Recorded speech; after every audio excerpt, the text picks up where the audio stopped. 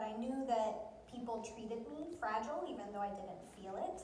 And I knew that I was like this really, for my parents, they would get really scared about my health. So it sounds like this was a major piece of your childhood, that it kind of changed how the whole family lived. Yeah, absolutely. I mean, I think I didn't realize that most kids didn't take like 20 multivitamins every day. I was homeschooled for a period, and I spent a lot of time with both of my parents. And I got this kind of dual relationship with them that I think balanced me into a good, I think I'm a good adult, but I'll let you decide. But I don't really care. I think I'm a good adult. But from my mom, I got this fierce advocacy where she was always very vigilant. I think I have a lot of respect for my parents because they were immigrants and they came to a country where they didn't speak the language. And then on top of learning a new language, they had to learn a medical language to learn how to advocate and fight for their children. And I think they did that really well. And so my mom particularly was my main caretaker. And then my dad, on the flip side, was this person that even though he thought I was fragile, he never let me believe that I was. And so, I have my mom over here kind of keeping me in a bubble and keeping me away from sick crowds and, and establishing relationships with doctors so that when I was sick, I didn't have to go into the hospital because I would catch everything else that was there. And then my dad was saying, you have to work really hard and you have to do well at school and you have to go to college and you have to have adventures. And so for the first part of my life, I think I listened to that more than I listened to my mom. And I was just wild. I was, rock climbing. So you graduated high school, and then what happened? You've been in a bubble, and I had been in a bubble, and I had applied to colleges, and I was going to go to the University of Georgia. And then at my graduation party, in front of a lot of people, so they couldn't respond, I told my parents that I had applied to a study abroad program in Florence, Italy, and that I planned on going. I think back on that now because I have mentored, 17 and 18-year-olds since college. And, no offense, I love my kids and my students, but 18 is so stupid. It's just you have so much to learn. And I'm sure I'll say that 10 years down the road about 26. But, man, 18 is really dumb. And so, but yeah, I got in and I just kind of told them that I was going, and my dad just kind of laughed, and he was like, I learned a long time ago, I either run with you or I get out of the way, because you're going one way or another. And that was, I think, the beginning of a shift in my relationship with my parents. There have been periods of my life where my counts kind of start to drop a little bit, and my mom, we kind of joke around and call her a witch. Because she's just from really early on, she would, I would start getting sick and she was like, here's your high dosage of vitamin D. And so I never got into a really chronic or dangerous state when it came to my blood counts or any other kind of cancers. I haven't had a transplant. I haven't had any kind of major diagnosis. I've been on one prescription medication for heartburn. But for the most part, I've just been blessed with a lot of stability in my health. And for the first half of my life, probably it was them waiting, just anxiously for it to happen. And they've now graduated, and that's passed on to me now. So I'm a big fan of romance, as you've seen with Alison and Sean. So Mary-Beth, tell us about meeting your husband. Oh, this is the good part. I love talking about my boo! Yeah, so Ben and I, we actually went to the same high school. We aren't high school sweethearts, though. We were really different people then. I just looked at him and he's tearing up, and now I'm gonna cry. But so we met in high school. We were in car rider section when we were 14 years old.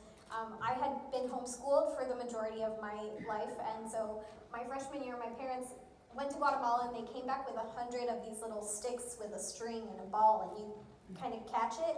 And on the side it said a gift from Mary, and gift was misspelled. And I was they brought back 100, so I was just handing them out to any potential friends that I could make. And he was one of the people that I gave that to. So we met then, and we had a couple classes together, but we were babies and we just didn't know anything. Like we didn't know each other that well. So we went to college, and we were part of the same campus ministry at the University of Georgia. And I wrote in my journal when we first met again in college that I could go the rest of my college career without ever seeing Ben Johnson again, and that would be just fine. And it was because I'm hyper competitive, and we were playing this game of Mafia, and him and his roommate kept killing me in the game, and I was so angry that I was like, I don't need this in my life, you know. But you know, 2 or 3 years went by, and we're both kind of like mobilizers and party people, and Ben was always somebody that was organizing events and giving rights to younger students, and he was this person that would look for somebody in the room who looked lonely, or who might look like they were having a hard time connecting, and he would, you know, find that person and find a way to make them feel included in this group. And through just like watching that and partnering together, you know, planning a lot of events and stuff, I kind of decided I had a crush on him. And then 2 weeks later, he like touched me on the shoulder at a tailgate and said, hey, my parents are here, do you want to come say hi? And I was like, he touched me, he's in love with me. And sure enough, later that week, he asked me out on a date, and we've been cooking together and adventuring together, and just, I mean, I don't believe in soulmates, but just for us, we're soulmates. And when did you tell him about Fanconi anemia? What did you tell him? I'm a chronic oversharer, so I think I told him pretty early on. And I think he knew, just because, you know, the nature of like our friend group was that we were really open with each other. But we started dating in November, and then in February, the next February, I went to the NIH to see Dr. Alter and be a part of that study. He made me this like adorable little care package right before I left. With like a stuffed animal. I have never liked stuffed animals in my entire life. It's just like I'm not that kind of person, and I religiously slept with this puppy that he gave me. I called my mom and I was like, Mom, I need doctors. What do I need to look for? And so she gave me this long list of people that of different kind of specialists that I should see, and I would call and I'd be like, have you had a Fanconi anemia patient before? And they'd say no, and I'd be like, okay, sorry, no, next.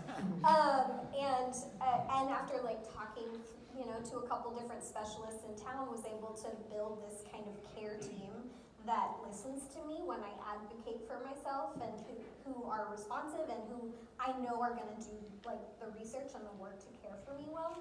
And that's come with a lot of anxiety.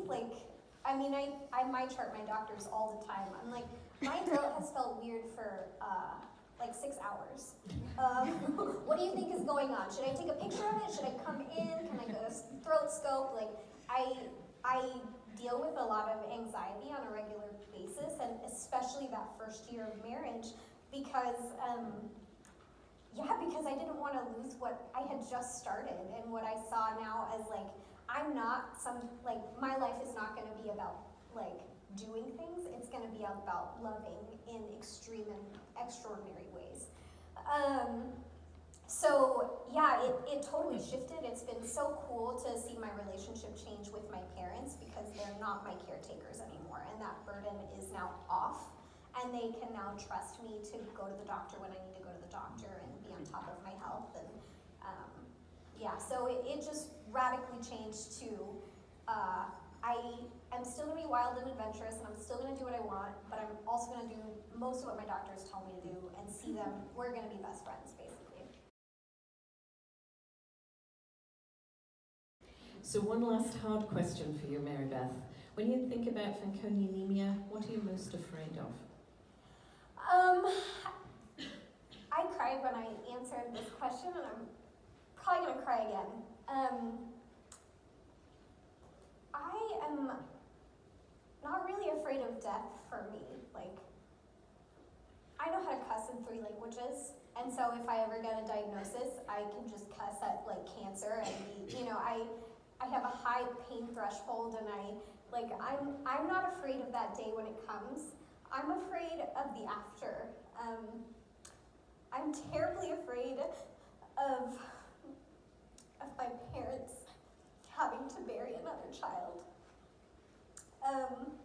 Of my husband having a second wife. I hate her already. I consistently make jokes. Sometimes I cook a lot, and I'll make a dinner and I'll be like, your second wife is not going to cook nearly as well as I do.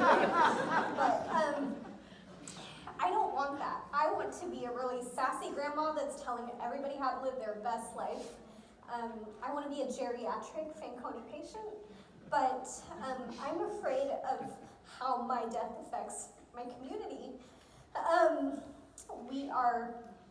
We're in the throes right now of infertility. I want to be a mother so bad, and it's going to happen one way or another. We're going to foster, adopt, or biologically. And last year when we were here, my mom was talking to a scientist, and she asked, like, how far away are we realistically from like gene therapy and treatment protocols? And they were quiet for a little bit, and they said about 10 years, if not more. And you have to do better. You just have to do better, because if, you know, like, I want to have a kid, I want to build a family, I want to have a lot of kids. And I don't plan on being here for a short period of their lives. You know, that's not what I want.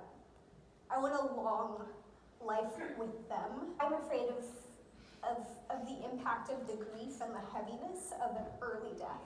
So please do everything you can, because I'm going to be a really funny grandma. Thank you for that brave answer, Mary-Beth.